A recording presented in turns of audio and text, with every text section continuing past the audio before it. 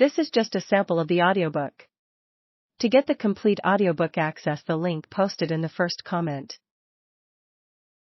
The grammar of schooling has changed, and it changed quickly.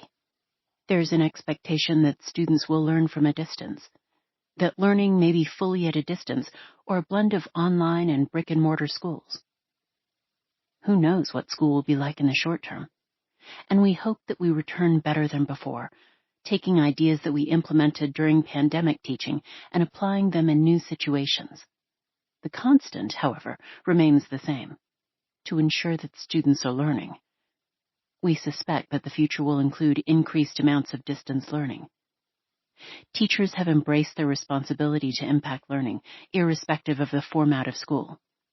Let's seize on what we have learned to improve schooling in any format, whether face-to-face or from a distance. Teachers are amazing, and the public is realizing this in substantial ways. Unlike parents with a couple of kids in their homes, teachers have 20 to 40 students at once. These educators can motivate students mostly to engage in activities that make the struggle of learning joyful. Teachers provide feedback at the right time and in the right way to each student, and teachers do not do the work for the students. Teachers know where to go next and how to balance the breadth and depth of the ever-varied school curriculum.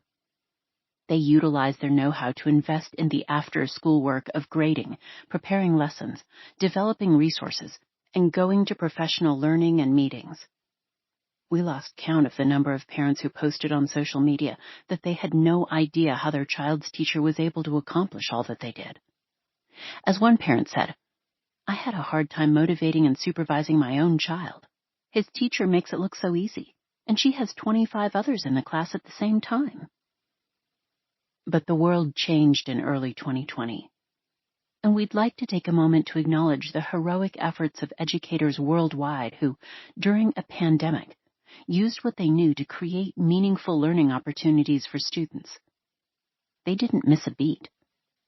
Like the healthcare workers who rose to the challenge, teachers stepped up and made sure that students continued to learn. We didn't say it was easy, and we didn't say that we wanted to learn this way, but learn we did.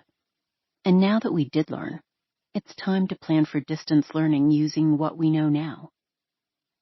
To be clear, the pandemic teaching of 2020 was really not distance learning. It was also not homeschooling, which is a choice parents make for very specific reasons. For example, religious, safety, not happy with their public school. It was crisis teaching. Now we have time to be more purposeful and intentional with distance learning. What should not be lost is that as a field, we learned more about what works by at times experiencing what didn't work in a virtual setting. It heightened our sense of what we already knew in face-to-face classrooms. Hattie, 2018. Fostering student self-regulation is crucial for moving learning to deep and transfer levels. Learning accelerates when the student, not the teacher, is taught to be in control of learning. There needs to be a diversity of instructional approaches, not just some direct instruction and then some offline independent work. Well-designed peer learning impacts understanding. Feedback in a high-trust environment must be integrated into the learning cycle. Let's use what we have learned and are continuing to learn, whether in a face-to-face or distance learning environment.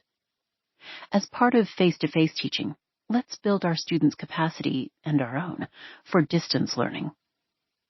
Now we have time to use evidence about what works best to impact students, and that's the purpose of this book, to apply the wisdom of visible learning research to distance learning. But before we do so, we need to acknowledge the potential differential impact of distance learning on students. A visible learning primer. There exists a significant amount of published research about education, and more studies are produced each year. Who doesn't want to make research or evidence-based decisions about teaching and learning? It's hard to sift through to figure out what to do. It seems that everything works, so any choice we make seems reasonable. But the fact of the matter is that some things work best. Thus, it's useful to know what works best to accelerate students' learning. enter the visible learning database.